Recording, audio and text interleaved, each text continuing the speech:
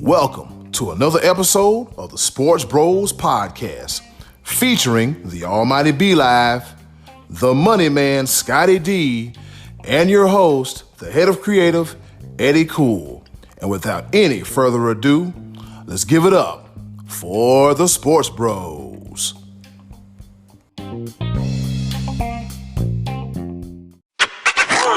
Hey, what's going on, world? This be your boy, Eddy Is, a.k.a. the HOC. And guess what? You are tuned in to another episode of the Sports Bros Podcast. If I'm not mistaken, this is episode number 103. That's right, episode 103 of the Sports Bros Podcast. To our new listeners and to our new viewers, we want to say, hey, how you doing? Hey. Thanks for joining us, not only on the podcast outlets where you can hear us at, but also on our YouTube channel. And we got plenty more where that came from, all right? Now, with that being said, you know I can't do this by myself. I have two of the best co-hosts in the world. Introducing first, the Almighty B Live. What's happening? What's going on in the world today? And I'm going to go ahead and give you a little hint because I dressed the part. Because there's something big going on in the world when it comes to my Carolina Panthers. And we're going to get into that just a little bit. There's so much going on right now. But I definitely wanted to dress the part. And then other things that are going on. There's this other guy that, go ahead and introduce him there. Yeah, all right. All right. And with that being said, the other guy, the pride of Washington, Pennsylvania, the one, the only, the money man, Scottie D. Guys, have you ever noticed how the word ow is right smack dab in the middle of the word gout? Woo! Gout. I don't think that's in there by accident. So I am glad to be back with you guys after a gout-filled weekend. I'm ready to do our thing here. A big week. Whew, what a game last night, huh? Who would have thought that game was going to go like that last night? We got Masters Week. Baseball just got underway. Hockey's going. WrestleMania week. This is my head spinning. Eddy, cool. Get us into this show. Let's talk some sports. Okay, did you just precursor the game that we haven't seen yet? By saying that it was an awesome game. What a game last night. I'm just saying last night that was crazy. I wasn't expecting that. Everybody knows that we record before the night before. There's no need to pretend like we've seen it already. But the game was last night. Man, that was something. Oh boy. Oh boy. Here we go. And here comes the shenanigans. Eddy Cool. Go ahead and Amtrak this thing. I'm trying to tell you. The shenanigans and the foolishness, if you will. According to Scottie D, Monday night's game was something, but if we're talking about games, something else. Wow. Yeah, it was something else. But if we're talking about games, let's talk about the game that we saw this past weekend between the UCLA Bruins and the Gonzaga Bulldogs. Fellas, this game went to overtime. I'm not going to blab on too much. With that being said, what are your thoughts about this here game, fellas? What are your thoughts about this game, Scottie D? This game was incredible because this game was a situation where neither team ever went away. It was like competitive. There was like no hard runs. I think Gonzaga had like a 7-point lead and you thought, okay, maybe now they're going to get some separation. And I think that was like 7 minutes to go in the game or something like that, or in regulation. And it just didn't happen that way. UCLA, man, give those guys some credit because they were out there making shots. They were balling. Of course, we all saw the big crazy finish, but to me, man, one of the biggest plays that I think maybe probably got lost in the shuffle because of that finish was the block by Suggs with like a minute to go, 2 minutes to go. Not only did he block it, then he got it back, a full court bounce pass to a dunk. Oh my goodness. And then the same, I mean, what a gutsy call, even for the referee to make the charge call right at the end of regulation when what's his name? Timmy stepped in and they could have called a block. They called the charge. It was just crazy. I mean, there was so much happening in that game that we go, wow. And then again, wow on the other end. And it was just a phenomenal game. I think so because it wasn't a game where one team had to make a miraculous 12-point run just to get back in the game, or one team blew it. Neither team ever went away the entire game. It was just a fun game to watch from early all the way until the final shot was in the air. It was a very tightly contested game, B-Live. Where you stand on this game? Man, when I tell you, and one thing that Scottie D, I was gonna say it. That block, yeah, and that pass, that's a 4-point swing. Because yes. I like easily, I was like, oh man, UCLA is about to take the lead, if I'm not mistaken. And literally that block, recover the ball, pass it down, 4-point swing. That changed the entire perspective of the game. Because here's one thing. UCLA has heart. I'm going to say this. They got heart on top of heart on top of heart. Because even when the charge, the block, the points that Gonzaga put up, these kids continue to fight. Going into overtime, they were down by 5 points. And yes. I thought it was over. I thought, you know what? Gonzaga's gonna put the foot on the throat, and it's gonna be over. These kids fought back time after time after time again, and for a 33-foot bank shot to end the game in overtime, it's got to be the most devastating way to lose a game. But at the same note, hats off to the UCLA Bruins, going from the first four to the final four. This basketball tournament is just guts across the board, and it's a wonder to watch. Here's the kicker, and this is going to play a big role, I do believe, coming with the Monday night game that we're talking about before we've seen it. Oh, that was something. Will Gonzaga be able to recover? Because all 5 of their starters played almost four of the 5 played over 40 minutes on Saturday. Ooh. While the other game that we're about to cover, yeah, those guys got to coast a little bit because they were up so big. So how much? Yeah, but they're kids, man. They're kids, and they rest. They didn't play every day. They were off several days before that game. You know, it's not like their legs should be that tired from. I mean, I don't think that should be much of a factor, as much as maybe an emotional letdown.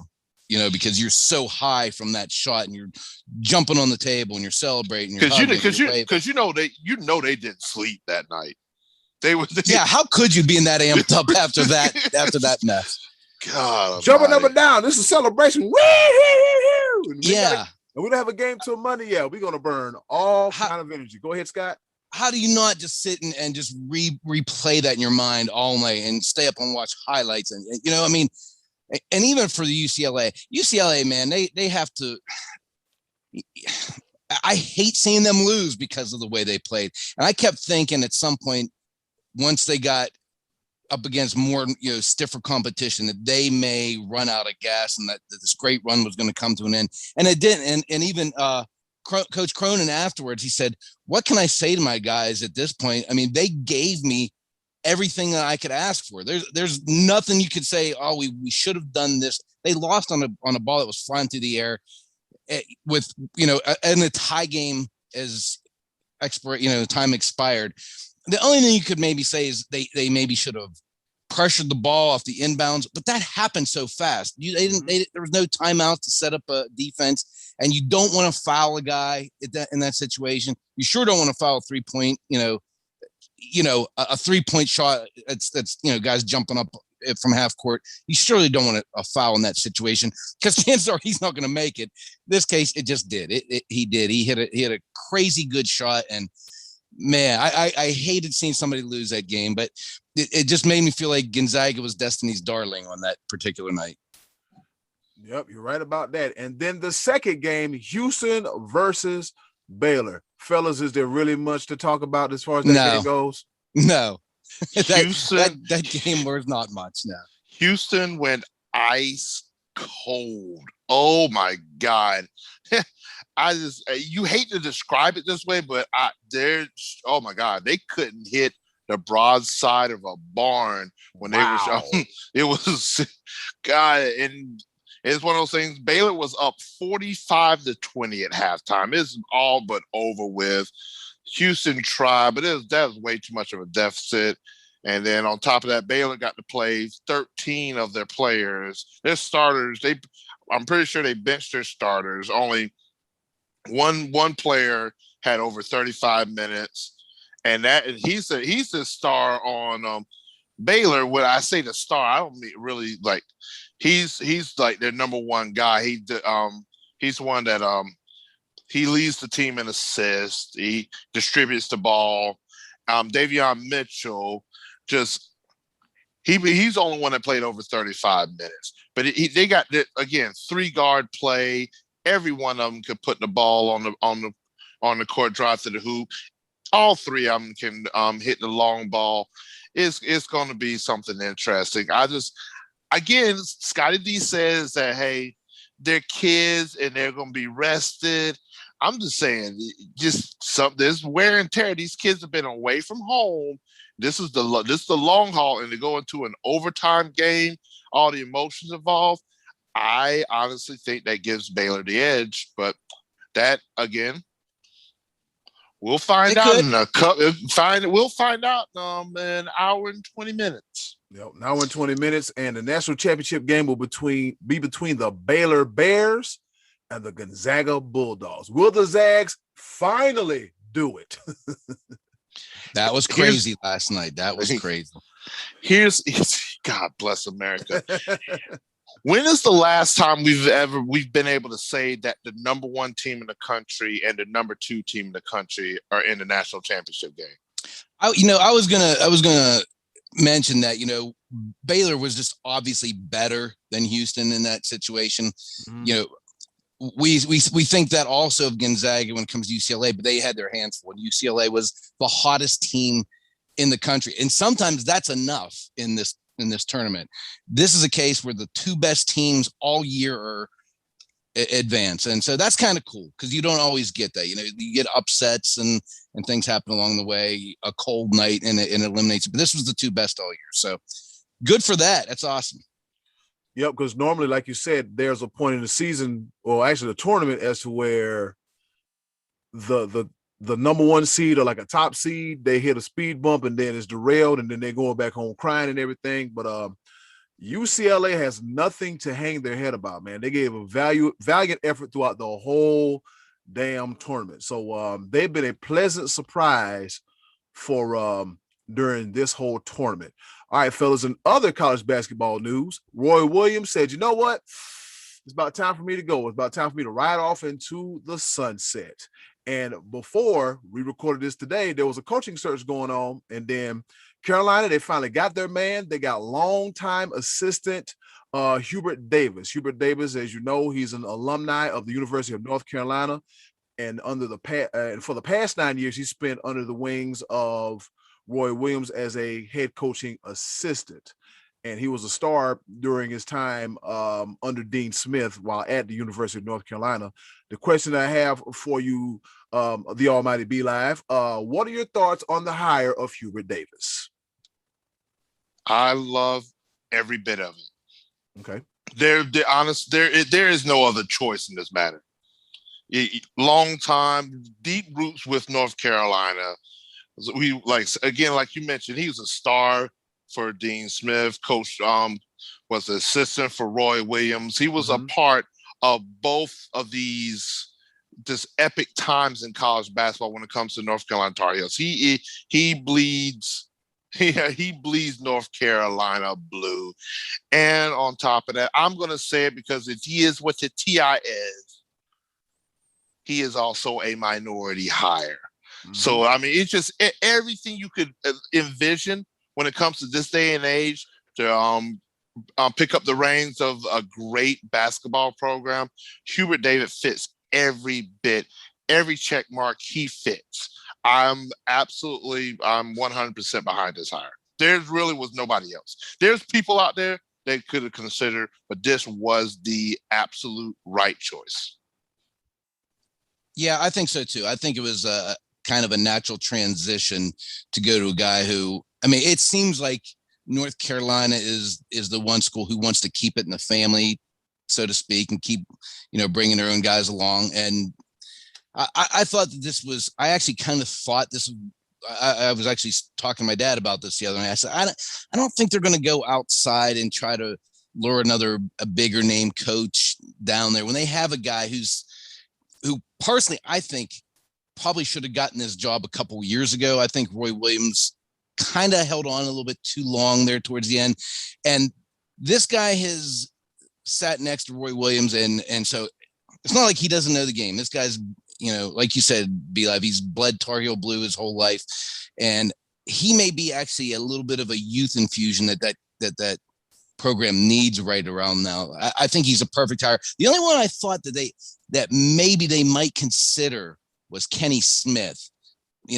He's got like the national spotlight on him time and time. I know he had thrown his hat into the ring for a coaching search a little while back, but Kenny Smith might be actually a little bit more suited at this point for like an executive position or something, a GM kind of role or something. I think Kenny Smith, at this point, probably wouldn't want to get into the recruiting wars and X's and O's as much as he would, as a GM kind of thing for the NBA or, athletic director, something along those lines. But anyway, I think it's the right choice. I think they got their man. I think they didn't have to look too far to find the right candidate and the right coach. So good for Hubert Davis for getting out, because you got to figure too, if he got passed over, how would he have felt like that about that?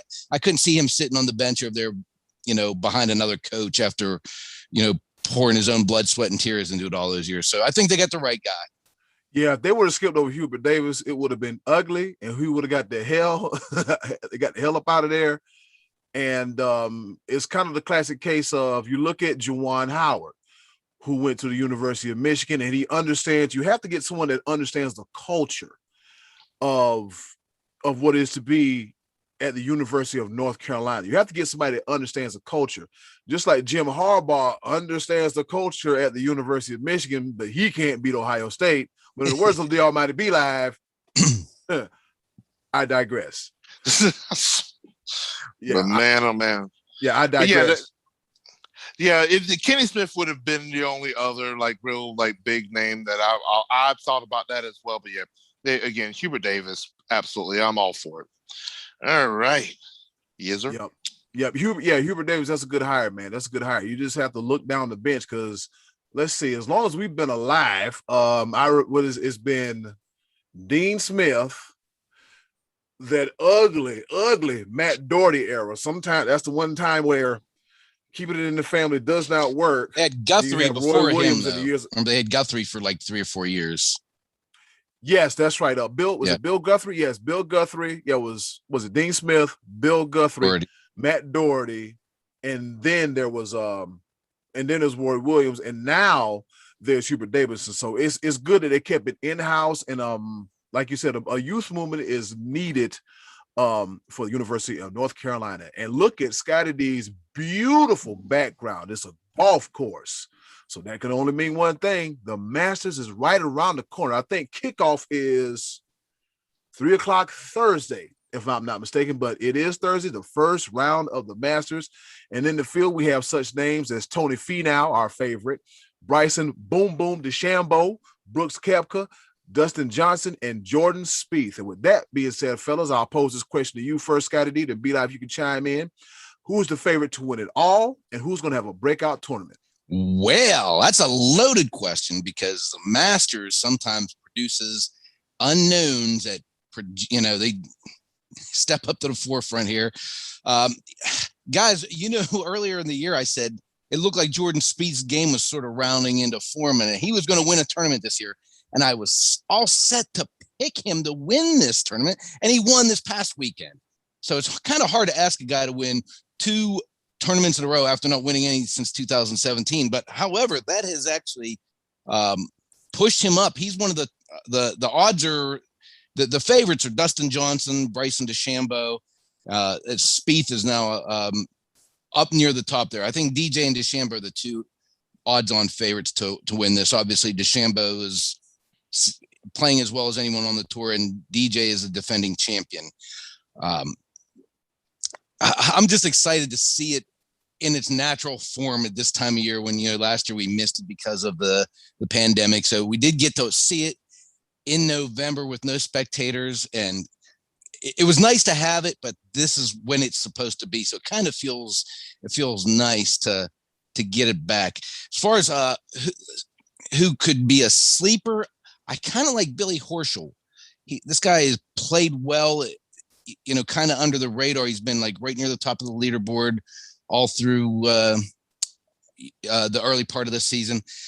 Victor Hovland's another guy who I think seems poised to win, but I'm going to, I think we're all going to take two golfers, correct? Is that what we're all going to do? Pick two we think could win this week? Pick two. All right, I'm going to take Billy Horschel, and I am going to pick Justin Thomas. Those are going to be my two guys, JT and Billy Horschel. I've got one kind of a favorite, one kind of a sleeper. So those are my two guys.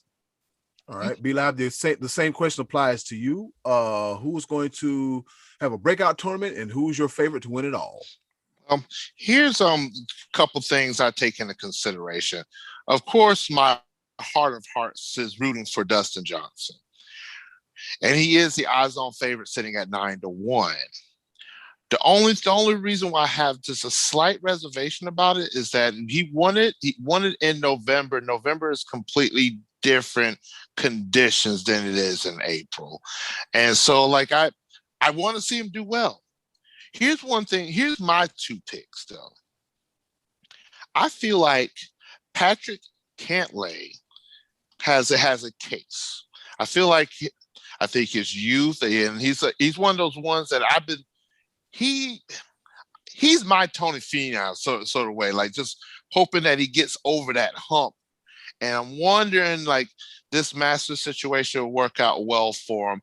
Also, my other pick, one of the favorites, I really enjoy watching Bryson DeChambeau. And I think that I've seen his growth over the past couple of seasons. And even though his best finish at the Masters is tied for 21st, I think he's a little bit more disciplined. Masters is not just for just going out there and cranking the driver every single par five. There's some discipline involved in navigating this course. And I think that this time go around, Bryson's got it in the back of his mind. He's like, I haven't really done that well at the Masters. Let's try a different approach.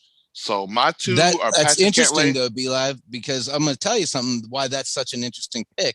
You say he hasn't finished that well at Augusta before, but this version of DeChambeau, with the bulked up, hitting the ball longer than anyone on tour, that all happened post-pandemic.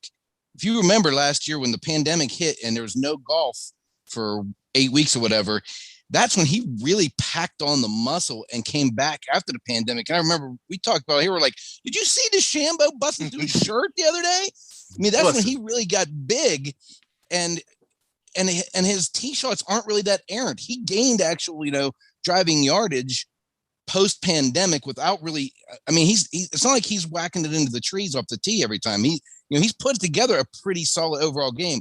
At Augusta, you have to be in the fairway. If you're not in the fairway at Augusta, it's already long, hitting out of the rough. It's you really, there's a premium to having the ball in the fairway off the tee. So it's going to be interesting to see this version of the DeChambeau, because this version hasn't played at Augusta before. So that's going to be very interesting to see how he manipulates the course. So that's what I think this is his time. I think that because not only has he's driving the ball 30 yards further than he did before, I think his mid game has come around quite a ways as well. Oh yeah, he's definitely more disciplined, and so he putts well. Yeah, he putts well. I'm very curious to see. I'm definitely going to keep my eye out and see what he does at Augusta National this year. I can't root for him though, and I don't know why. I can't. Every time he's on TV, I'm like, miss that putt, miss it. And I don't know why I'm rooting against this guy. It's not like he's a bad dude. It's something about him. I just root against him. I don't know why. This is the same reason that people don't like Tom Brady. Yeah, but Brady wins more. I mean, DeChambeau has obviously won more. I mean, he has a major championship now post-pandemic. I don't know. There's just something about him. I root against him. I don't know why. Eddie Cole, who you picking? Who's your two guys you're going to pick this week? Well, I'm going to pick Bryson DeChambeau number 1. And then my second pick is also Dustin Johnson. I think that from an experience factor and having won it, Dustin Johnson already knows what he's getting into. But I'm looking at the list here and I'm saying to myself, you can't count the old dogs out. I'm looking at Phil Mickelson. He might make a little small run. And also, you can't forget about Rory McIlroy. Yeah, he's there too. I think they can be in the middle of the pack and just break out at any moment as long as like the top two start slipping. Because if they start slipping, they could just ease right up in there and make a nice little run for a green jacket. Did you happen to hear? I'm sorry to interrupt, Eddie, but you're mentioning McIlroy. Did you happen to hear what he was talking about 2-3 weeks ago in regards to Bryson DeChambeau? I missed it. What did he say? Well, he was saying that DeChambeau's game kind of took him out of his own game. Like he was almost trying to keep up by hitting the ball far, instead of playing his own game. Rory already is a monster off the tee, but it was almost like psychologically bothering him that DeChambeau was putting it further down, and it kind of took him out of his own game. Rory's never won the Masters. If he plays his own game, he is a viable contender as well, because he was actually playing pretty well, late last year and earlier this year. So that's another interesting story to watch, to see if Rory, after coming out and admitting that, is able to square that away psychologically and get out there and hit it deep into the fairway and play his own game. Ooh, that's the worst feeling in the world, by letting another man live in your head rent free. But just as you said, Rory, stick to mind your business and stick to your game. Don't worry about trying to pile drive it 1,000 feet. Just stick to your game, because your game is what got you to this point. And the last thing you need to do, I mean, I'm looking at Bryson DeChambeau now. He got the 22-inch pythons, brother. He about to bust out his polo shirt. And I understand it. Yeah, I would feel some kind of way as well too, looking at this big joker hit a ball. But hey, fellas, you also can't forget about our boy Brooks Koepka. He's also lurking in there too. And that's the thing about the Masters, man. You never know what you're gonna get. You have no idea what you're gonna get, like none whatsoever. All right, that's enough golf talk, and move right along. NFL news and notes. Once again, in the world of sports, it's ever changing. It's a whole lot going on. And today, fellas, be live. Our team, the Carolina Panthers, got a brand new quarterback, which means we ain't got to worry about Teddy Bridgewater. We probably won't be drafting a new quarterback. Any idea who it is, fellas? Any questions? Any idea? Anybody got any questions? Wasn't Dak Prescott, was it? No, it wasn't Dak Prescott. No. Your Cowboys You're stuck with him. Yeah. You are STUK. No, that's stuck. Yeah, you're so happy to be stuck with Dak. Yeah, that's what you're right now. Fellas, unexpectedly, Sam Darnold. Yeah, Sam Darnold has been traded to the Carolina Panthers. So here's how the deal went down. The Carolina Panthers get QB Sam Darnold, obviously. And in return, they give the Jets 3 picks. They give them a 6th rounder in the 2021 draft, and a 2nd rounder and a 4th rounder in next year's draft. Be live. You're close to the pulse of the Carolina Panthers, because you are a Carolina Panthers fan, of course. Thoughts on the trade? Who got a deal and who got hosed? I'm just going to put it out there. The only way, and I mean the absolutely only way, that Carolina comes out ahead of this is that if they get something viable for Teddy Bridgewater. Mm-hmm. Can we move that 3 years, $63 million contract for Teddy Bridgewater? That was a bad contract. It was a bad contract. 21 million. But here's the thing. Is it Teddy Bridgewater, or was it Carolina's offensive line, which also falls into place of, will Sam Darnold have any success? I think the Carolina Panthers defense is much better than the New York Jets, so there won't be as much pressure on Sam Darnold. But look at how many games that Teddy Bridgewater could have won. How many one-possession games that the Panthers lost last year. So here's the thing. I'm not sold as Sam Darnold being our franchise quarterback. I'm sold on him being our starter for this year and possibly next year. I'm also sold on maybe getting some movement, get Teddy Bridgewater out of there and get some type of compensation for him. I want to turn around and possibly, I don't know, Sam Darnold's 23 years old, so I don't know if we should draft a quarterback this year, but I would like to see us make some moves at some point in time in the next couple of years of actually solidifying a franchise quarterback.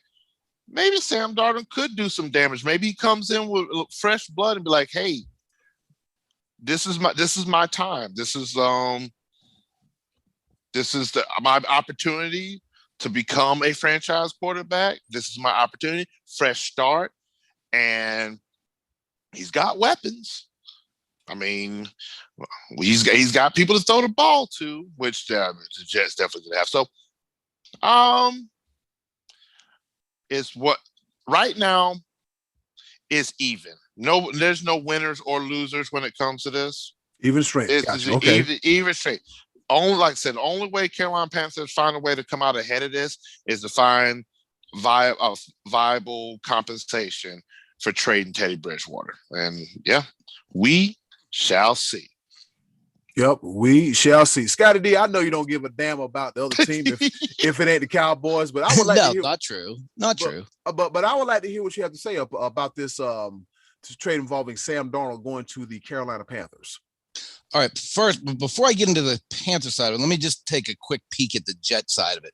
I think that they are maybe a little bit more on the loser side of this deal as of right now, because they didn't get much. They didn't even get a number one back from a guy who they took, third overall, fourth overall, just 4 short years ago.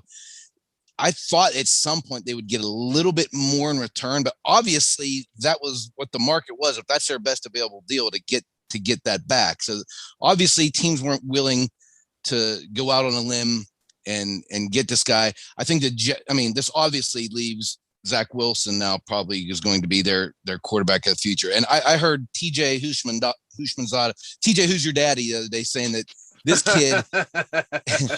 kid is going to be championship. So this kid is a phenomenal athlete. And from what he's seen in his workouts, this guy's kind of got it, when it comes to NFL quarterbacks. That remains to be seen because, that it's hard to always pinpoint how you're going to translate over to the NFL. As far as Carolina goes, I think this is a great deal. They didn't have to give up a number one. They're getting a quarterback who I think gets a pass because his coach was Adam Gase all these last couple years. And haven't we kind of identified him as like one of the most putrid NFL coaches we've seen in a long time? Some of that has to go on Adam Gase, right? I mean, this is a guy you thought so highly of that you invested your future and you did not develop him at all. No. I mean, he didn't develop at all as a Jet. He's still the same kind of project as he was coming out of USC. But like you said, he's still only 23 years old. If he looks terrible this year, his contract's up, I believe, with a 5th-year option. Mm-hmm. So you're only on the hook for this season if it turns out to not be that good. And if he's that terrible, you'll probably be in line to draft a quarterback next year because your team won't win very much if he's terrible. This could be a building block for him, and then you pick up the option or extend him or whatever. I think it's a good deal for Carolina because why not? You weren't going to be able to get a better quarterback in the draft from where you're without trading up, and using some of your draft capital, move up and get one of these other guys who's already a question mark. So you got a guy who's potentially good as opposed to, moving up in the draft and getting another guy who's potentially good. I mean, I think it's a good deal for Carolina, honestly. I'd be kind of excited if I was a Carolina fan, just because you got Matt Rule is going to be the guy that's going to try to develop him as opposed to Adam Gase. And we knew that didn't work. So why not? I'd be happy if I was a Carolina fan. Yeah, I think as a Panthers fan, along with the Almighty B-Live, I've been talking to Panthers fans like way before we started recording this episode.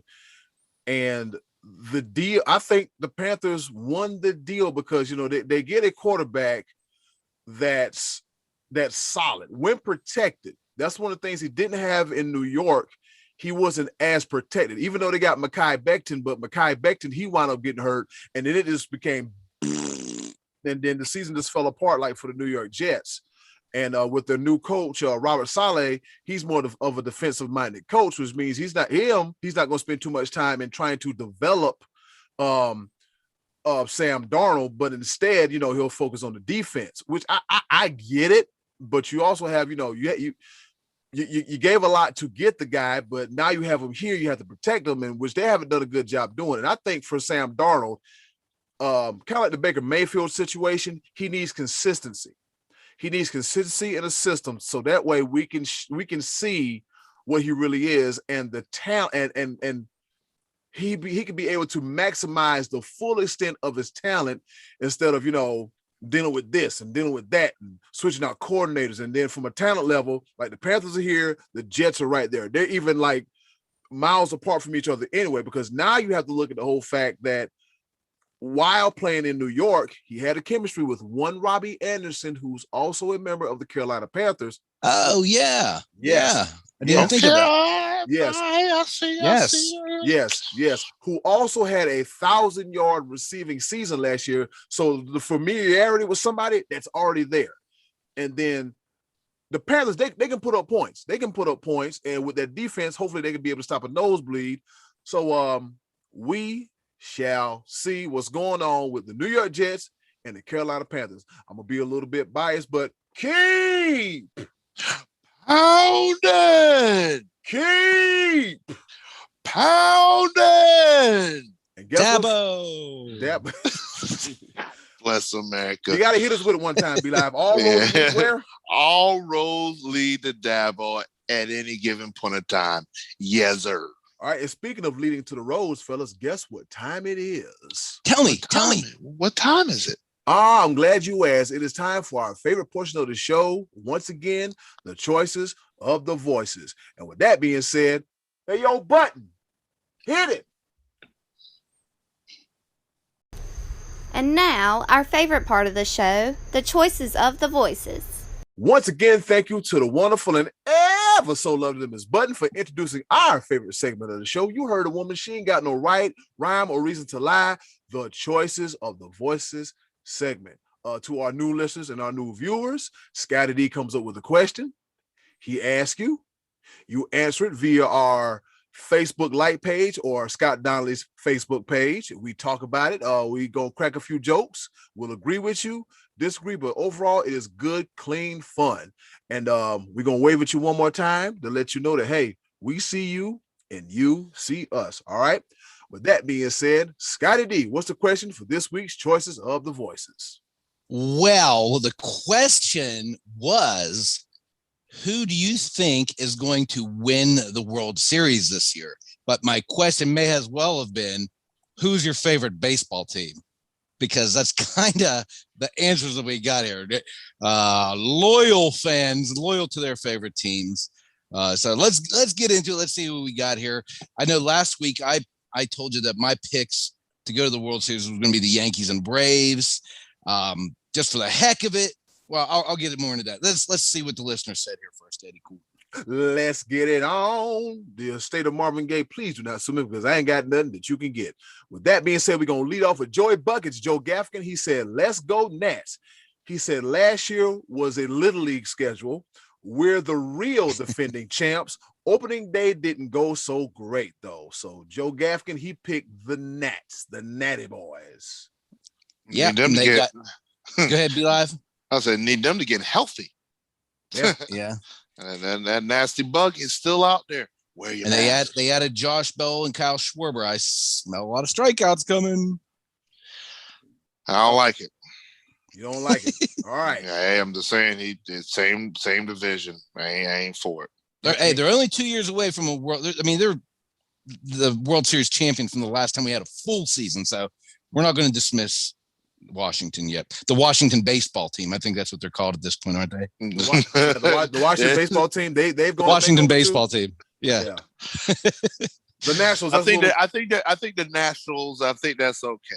You know, it's good. Okay, they're not the Washington baseball team, but they are the Washington baseball team. But that's unofficial. Yeah, or the team formerly known as the Montreal Expos that reside in Washington. Right on. All right, and the next question, who we got on the list here? We got Martin Tracy, who is free. Matty Ice is free. He's back with us again. He says the Boston Red Sox.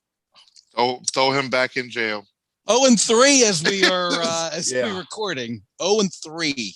Yeah, no Mookie, no okay, let's Tindy, none of that. Let's go ahead and set some ground rules real quick. Let's not just throw around 0-3. There's no necessary. There's not any reason to bring stuff like that up. That's all right, all we are right now, right? All we are is what we are right now. Yeah, just Eddie, cool. Go ahead. It's early, but all we are is what we are. I don't know if y'all know what I'm already alluding to, but yeah, all right, cool. Rough first weekend for the Braves. All right, who do we have next? Who's next? God, you just, oh boy. Keep going. Let's go. You just don't listen, do you? All right, so here we go. Moving right along, we got Uncle Max, the Hall of Famer himself. He said the San Francisco Giants, of course. I was very surprised you guys didn't mention them last week. I'll tell you why I didn't mention them last week. The Dodgers and the Padres. That's why I didn't mention them. That's very true. Yeah, they're in the top division out there. Yeah, it's the Dodgers, the Padres, and everybody else. Uncle Max, we love you. That doesn't mean we have to root for every one of your teams, especially your national champion, Crimson Tide, and whatever. Anyway, not only that, the Giants win World Series in even numbered years, and this is 2021, so that doesn't bode well for the Giants. So this ain't it right here. All right. So they're the opposite of the San Antonio Spurs in the NBA. Because you remember all theirs was odd years. Was it odd? Yeah. Yeah, it was all odd years. Yep. All right. I was going to say it was like 99, 2003, 2005. Like it was all odd years. It was crazy. That's true. They got 5 of them. Got 5 of them though. Not bad. All right. Got 5 of them things. All right. Mark Oles, he says, let's go Mets. Old Mets fan here. They got new addition Francisco Lindor. They gave him a nice sizable contract and division rivals. Yeah, good pitching for the Mets. I don't know if you're noticing a trend, but yeah.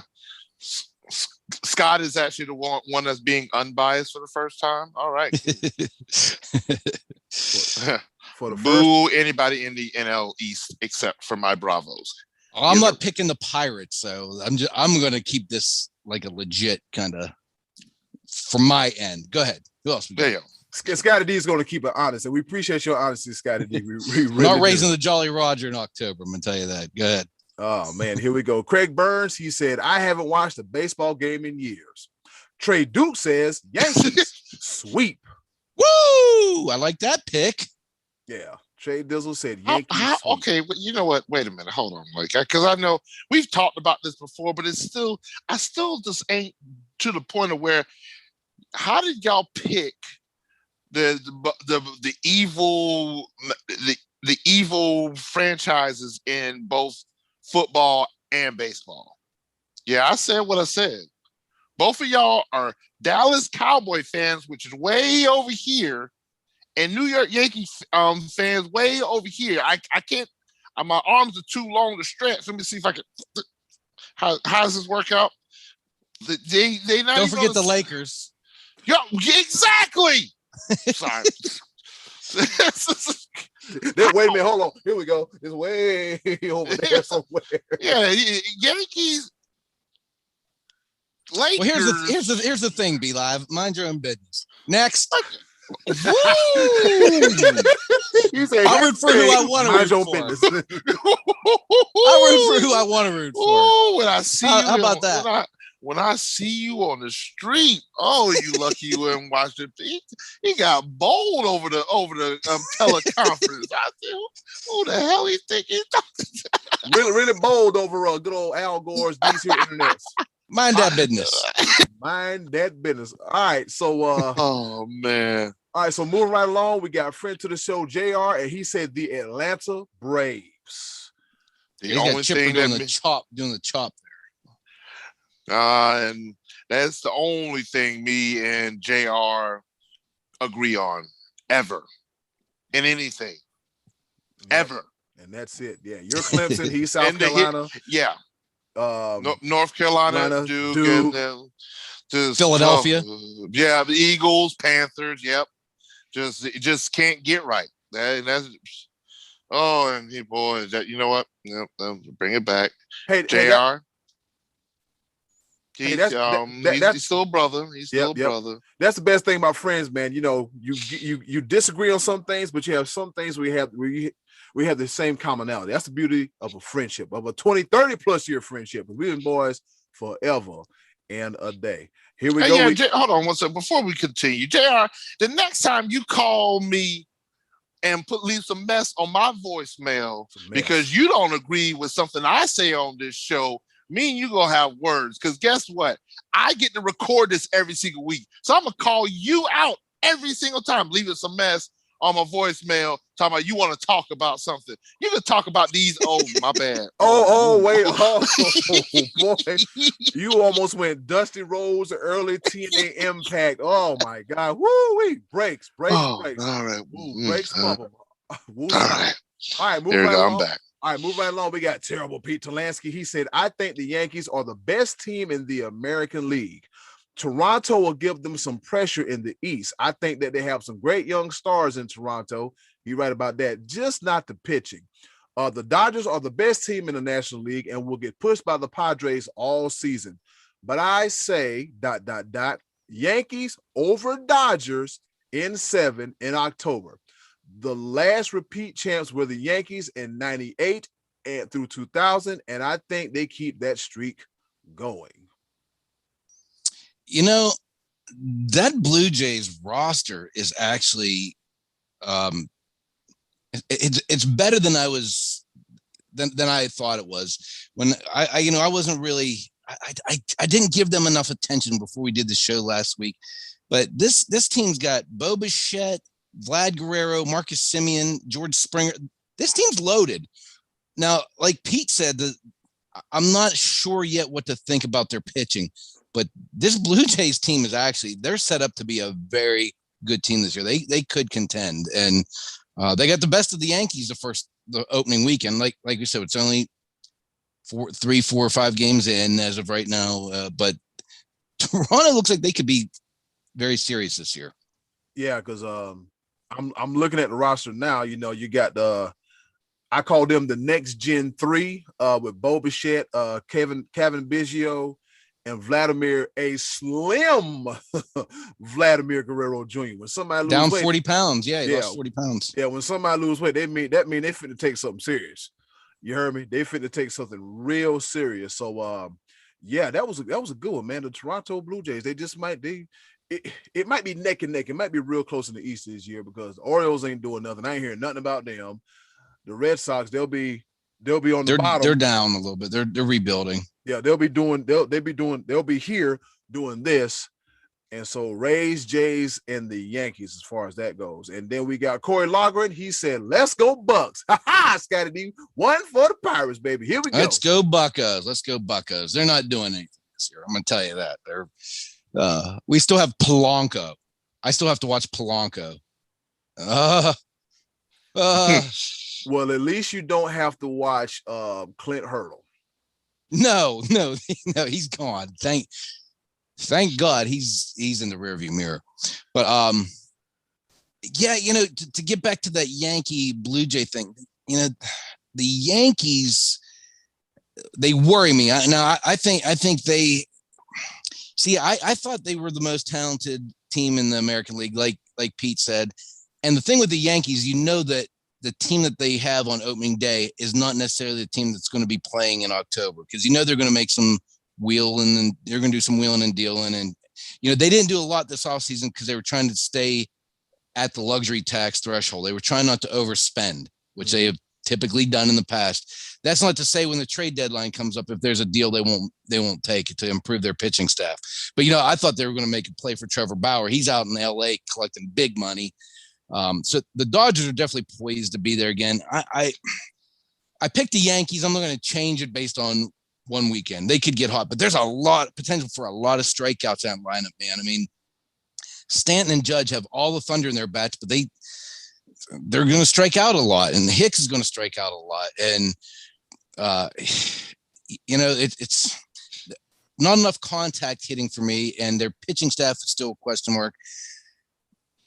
Having said that, the Dodgers look poised to repeat, but like I said last week, it's hard to repeat. No one's done it for many, many years. I'm going to pick the Braves to win the World Series. Oh, wow. Okay. Scottie D picks the Braves to win the World Series. Be live. Who you got? Well, let's try this out because, see, Scottie D just threw me a curveball right there when he said he's going to stick with my Braves. And as I was mentioning earlier, this weekend hurt. This weekend hurt quite a bit because, we've been hyping. I've definitely been hyping the Braves. And for us to get swept by oh boy, let's try this again. To get swept by the Phillies, oh God. All right. To be swept by the Phillies is not sitting too well with me right now, but I'm not jumping ship by no means. There's still 159 more games in this season. So there's plenty of chances to right the ship. This is the first time these guys have really suited up. And there's a lot of factors go in the first weekend, and it was away. So you had the home crowd advantage in Philadelphia. So you know what?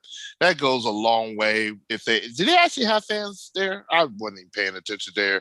I know we're slowly but surely trying to open this country back up, but still, I think they had. Yeah, they're not at full capacity. I think they did have fans. I'm pretty sure they did. So yeah, that right there is leaps and bounds better than what we had last year. And so, a lot of factors go in, but yeah, I am going to stick to my guns though. I want the Braves to win, but nothing has shown me that the Dodgers aren't going to repeat. They got better after they won the World Series. So it's like, how? Give me a good reason why they won't repeat. Yeah, that's true, man. The Dodgers are sitting atop the NL West at 3-1, tied with the Padres. Going to the NL East, the Phillies are 3-0, and going to the Central Division, you got the Cubs at 2-1. Meanwhile, in the American League, the Twins, they lead the Central at 3-1. The Orioles, oh Lord, the Orioles are 3-0, but it's April and we don't get too caught up in April numbers and stuff. This is entire three freaking games in. And we got the Rays in second place, the Blue Jays in third place, and the Yankees in fourth. But that'll change. And then we got them stinking, lanking, cheating Houston Astros at 4-0.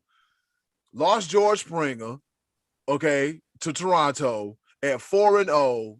And you got the Angels and Shohei Ohtani at 3-1, the Mariners at 2-1, the Rangers at 1-2, and the Rangers got everybody and their mama back in their doggone stadium. And then we got the Oakland Athletics at 0-4. So an interesting look at the season. But the thing about it is, no need to hit the panic button because it's only April. It is April. Did I hear correctly that the Oakland A's were playing Before He Cheats by Carrie Underwood over the PA system? Oh no! Please tell me that didn't happen. I saw that on a meme. I don't know if that was true or not. I don't know if you guys heard that or not. But this is the return to the fan season for the Astros. Now, having said that, they went out and busted Oakland and swept them out for 4 games. So maybe that just ticked them off a little bit. But I heard that they played that. I can't confirm that, but that's what I heard. That if that was the case, that makes sense that Houston beat the brakes off of them. They busted them up. Yeah, Houston scored 35 runs in 4 games while only allowing 9. Like they beat them by a total of 26 runs in 4 games. Like they beat the brakes off of Oakland. How about y'all not do that? How about y'all just how about talk with your bats, talk with your pitches. Don't try to get sucked into all of that little melee and little on the PA system. And yeah, let's not do that. Yeah. Also, did we have a fight in Cincinnati, if I'm not mistaken? Oh yeah, a couple. The bench is cleared, but I don't think any punches were actually thrown. It looked like the pitcher was just didn't have any control. I don't think he deliberately hit a guy because the rest of his pitch selection looked suspect. But then on a passed ball, the same player the guy hit kind of rode him across the plate. It was a little pushing and shoving. Yeah, it's a little early season pushing and shoving to get the we already back have in baseball. And we already have a suspension. Yeah, Yadier Molina, right? No, Castellanos. Okay, Castellanos. Okay. Well, because he stood up over, like he's the guy that he scored the run, got hit by the pitch. Right. Yeah. But when he stood over him, they were like, "Nah, you get two games. Go sit it out." Yeah, 2 games. Go chill. Enjoy your rest day. Enjoy your off day. Okay, so did we make our picks, fellas? Scottie D, you picked. I went with the Braves. All right, Scott, you went with the Braves. Be Live, you went with. I went with the Dodgers. All right, so that leaves me. The Dodgers, damn, they look tough. Okay, damn, they look tough. And just like I said earlier to Uncle Max, I love you, but in order for the Giants to do anything this season, they got to somehow, some way get the hell out of that damn division. They got to figure out how to beat the Dodgers and how to beat the Padres, and I don't see it happening at all. So I see in the championship series, the Braves going to get it together. It's going to be the Braves and the Dodgers, and then the American League Championship Series, we just might see the Yankees. If Stanton and Judge, they got to stay healthy, so I won't be surprised if we see the Yankees and the Astros. In the World Series, we're going to get the Braves, and we're going to get the Yankees. But, yeah, that's what we're going to get. That's what we are going to get. So everybody got their choices in, including the Sports Bros, us three. And once again, shout out to everybody for their participation in this week's Choices of the Voices. Shout out to Joe, Uncle Max, Mark Olds, Craig Burns, Trey Dizzle, JR, Terrible Pete Talansky, and Corey Logren for their participation in this week's Choices of the Voices. And with that being said, Scottie D, what's on tap for next week? Okay, this is going to be a little bit different than our usual question. We're going to go a little outside the box. In the spirit of WrestleMania, I'm asking, who is your all-time favorite pro wrestler? That's what we're talking about next week. As we wrap up the Masters and WrestleMania will be over next week, we're going to talk about who's your all-time favorite pro wrestler. Woo! Kiss stealing, wheeling dealing, limousine riding, jet flying. Oh man, I didn't see that question coming. The funny thing about it was I was like, maybe we should do a WrestleMania question, but Scottie D, you beat me to the punch. So if you smell what the Scott is cooking. Eyebrows and all.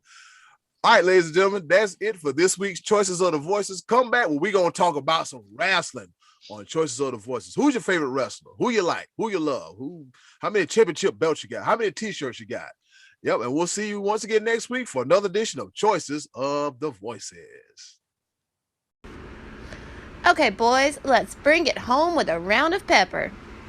Yep, you heard the woman. It's time for another round of pepper. We finna get the hell up out of here and try to catch this basketball game, and we might watch some of Monday Night Raw, but you know, top priorities first. We got a national championship game to watch. You know how we do it over here at Pepper. 3 topics, rapid fire style, kind of, sort of, not really. We're here to enlighten, educate, and entertain. So with that being said, I'll go first, as I normally do. On this day in history, back in 1958, the 22nd U.S. Masters Tournament at Augusta National Golf Course, Arnold Palmer, that's right, Arnold Palmer wins the first of his 4 Masters titles, 1 stroke ahead of Doug Ford and Fred Hawkins. Is the first of his 7 major titles. Yep, Arnold Palmer.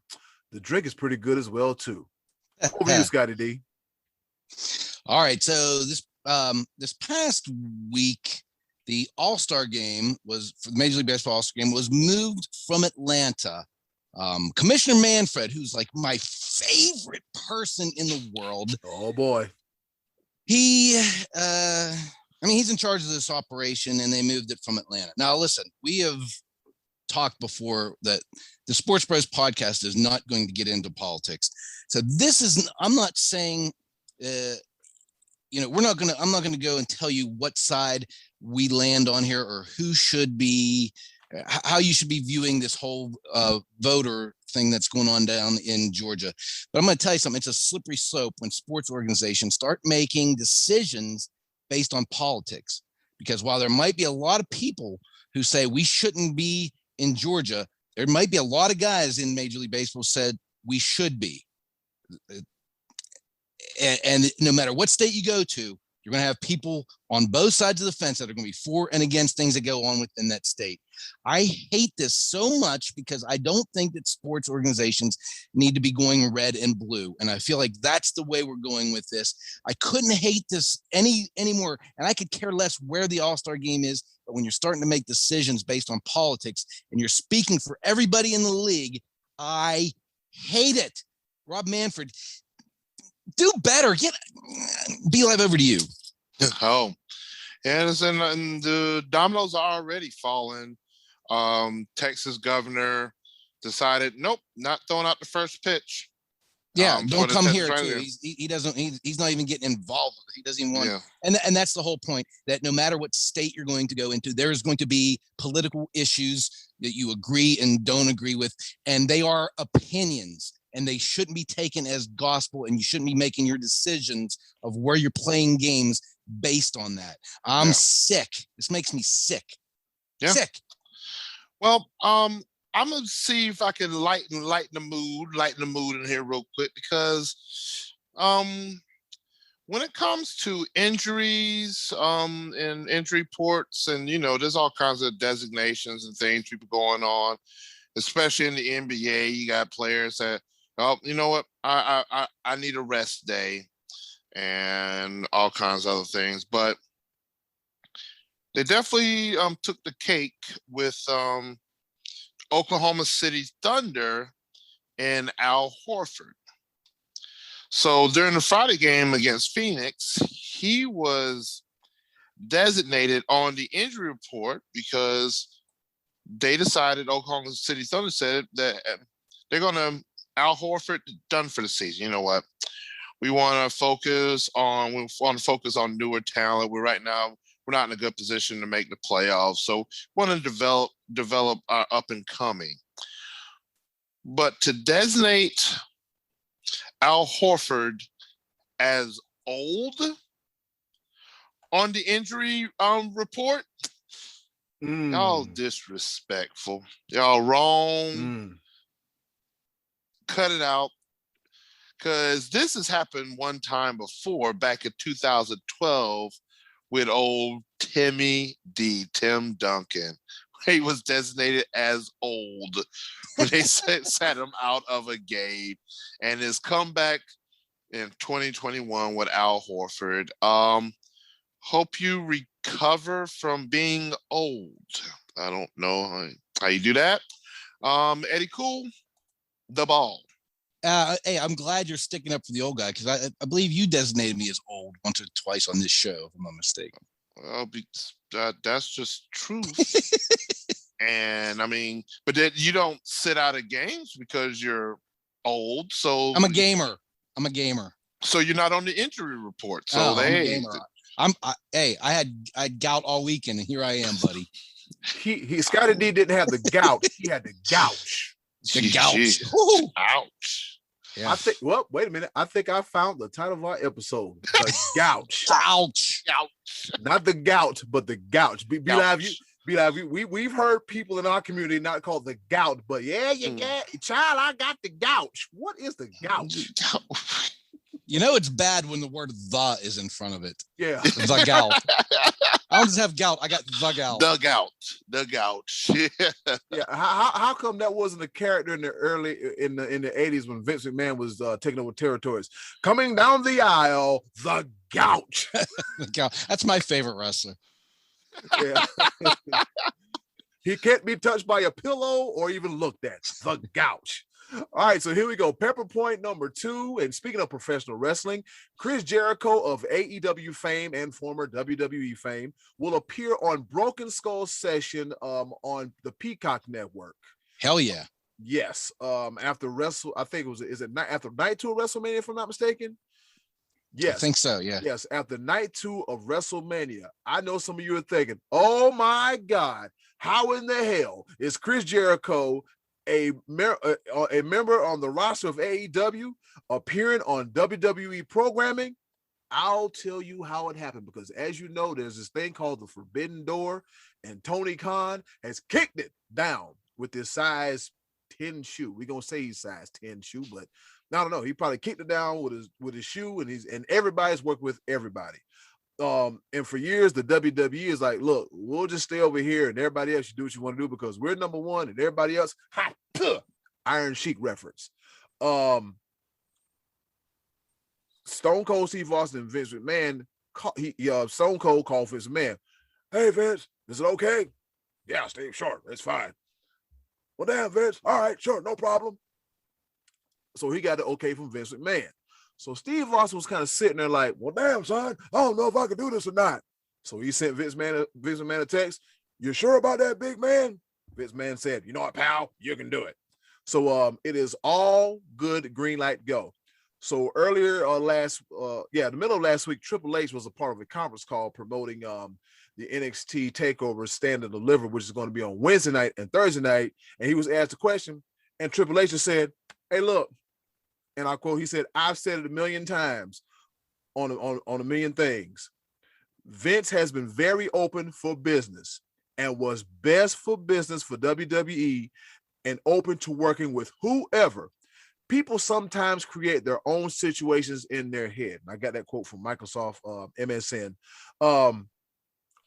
Triple H has been saying for years that it is best for business.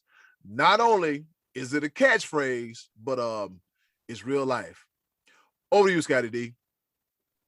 All right, sticking in the entertainment business, Aaron Rodgers is hosting Jeopardy this week, and he sucks. Be Live, over to you. Oh, hold up. Oh boy, he sucks at it. I watch it. He sucks. I know, but we discussed that I was going to mention Aaron Rodgers being on Jeopardy. Thanks, there, guy. All right, cool.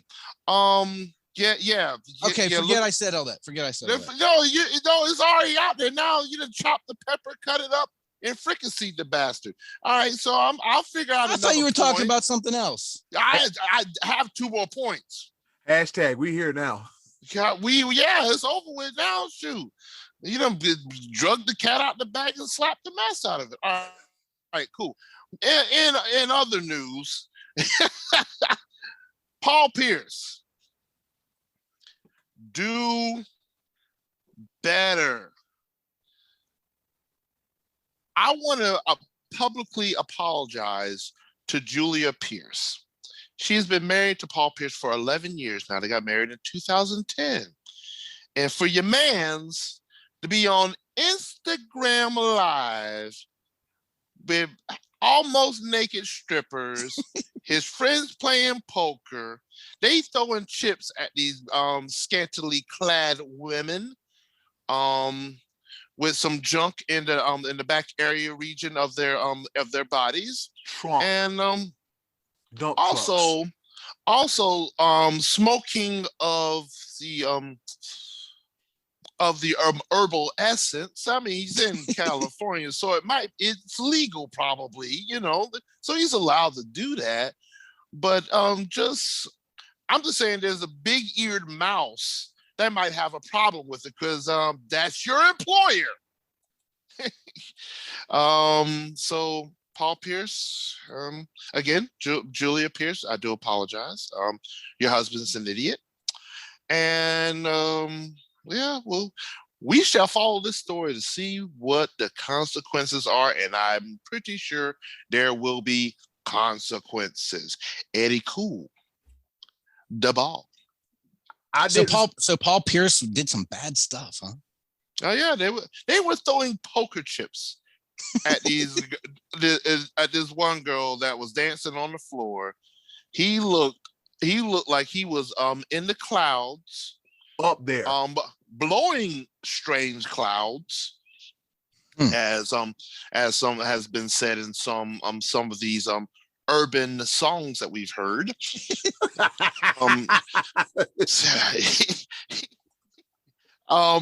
And another personality that's on the 4-letter network that is owned by the big mouse ears would like to say, stay off the weed,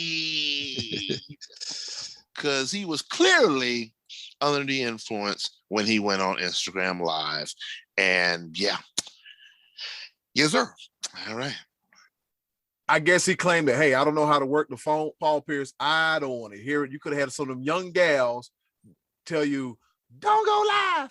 Don't go live. Yeah, he was hired in California gas prices. Paul was in the trap house. I'm lying. All right.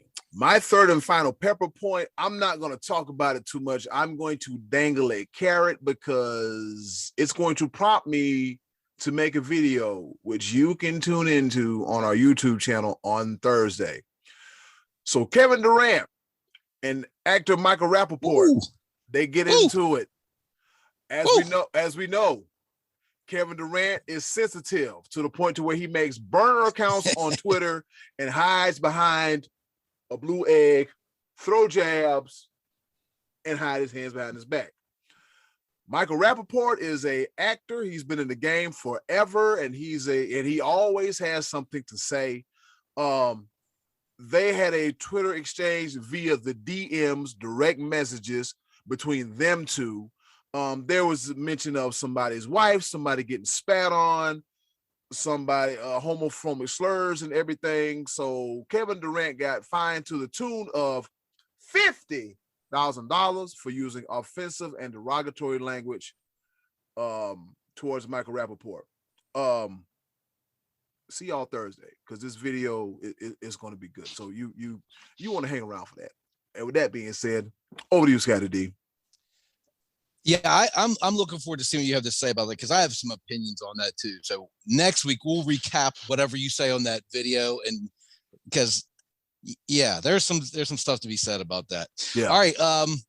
So just on opening day of Major League Baseball, forgive me if I say the name wrong, but Yermin Mercedes went 5 for 5 in his first ever Major League Baseball game for the White Sox. He was 5 for 5, and in his second game, he was 3 for 3 before making an out in his fourth at bat. So he was 8 for his first 8. So if I'm adding this up right, he was 5 for 5 in his first game, 3 for 4 in his second game.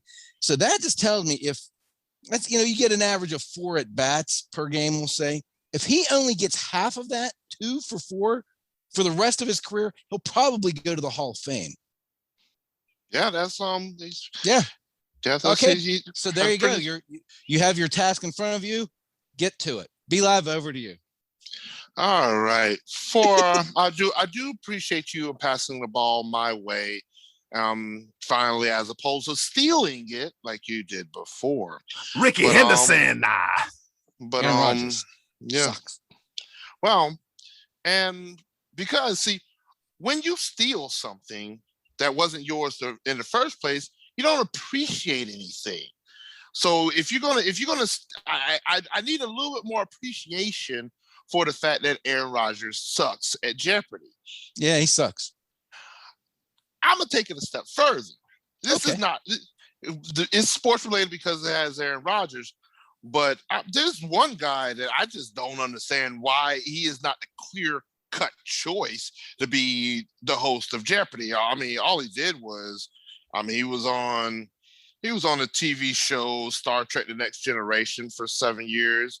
He was one of the stars in the movie Roots. But what everybody should know this guy from was his own TV show of 23 years named Reading Rainbow. Butterfly in the sky. If there's one person that should be hosting Jeopardy right now, that again fits every day, every check mark for anybody that should be hosting Jeopardy.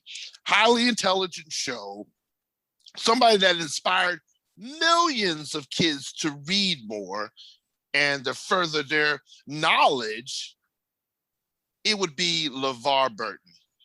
So Aaron Rodgers, I'm going to say this on behalf of all of the 80s and 90s kids that you just, Aaron Rodgers can go to hell. And he talking about he wants to stay the host of Jeopardy. I'm going to start a petition. You know what? That's what I'm going to do. And for my third pepper point, I'm starting a petition. Aaron I'll Rodgers, sign it.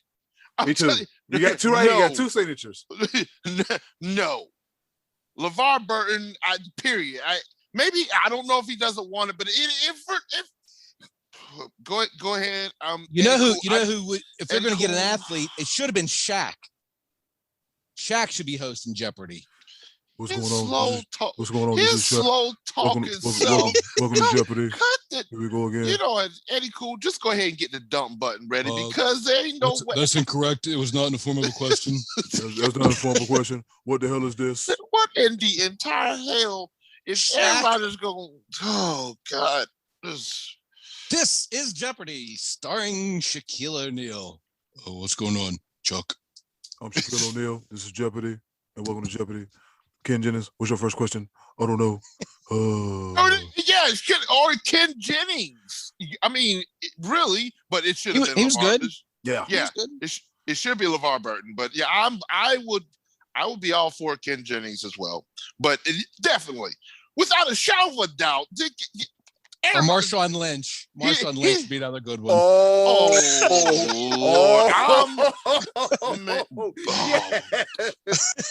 Hey, y'all, what's going on? It's your boy, Marshawn Lynch. We over here. I had to take a fat dump. You know what I mean? That fiber food. Hey, homie, what's your answer to your question? What is Skittles? What is Skittles? Was he also want to say you gotta watch your chickens or something? See, now look, little homie. You can't be betting all your chickens at once. You gotta count your chickens, all right? If you, I can see Marshawn Lynch now. If you don't know the question, don't answer. You don't open your mouth, homie. Don't do that because all your chickens finna run from the coop. I'm gonna help us out real quick because we could talk about this for days. But Eddie, Amtrak this thing. That was my third and final pepper point. We got basketball to watch. So all right. With that being said, did everybody get their pepper points in? Yes. Oh yeah. Yes. Oh yeah. One last thing. In the words of Scottie D, money man, do better. Stop stealing from me. Pay attention. Oh, not pay. Oh no, not a throwback, not a callback. All right, well, ladies and gentlemen, that's been another episode of the Sports Bros podcast. We are going off the rails, which means we finna get the hell up out of here, watch a little bit of Monday Night Raw, eat some food, and watch this here national championship game that Scottie D kind of sort of predicted, but he didn't. And with that being said, Scottie D, where can the fine folks find you?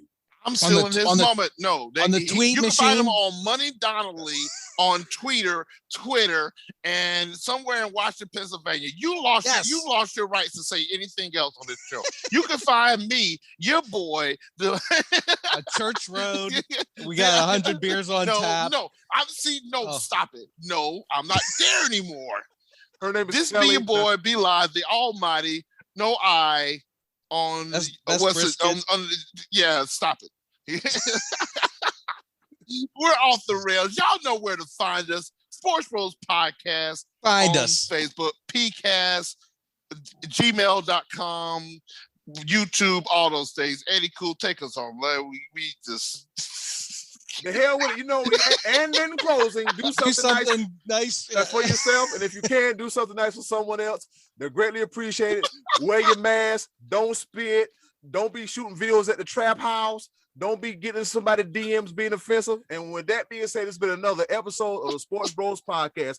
Oh, I'm gonna get out of here before I get a cramp. Y'all take care. Goodbye and good night. See you next week.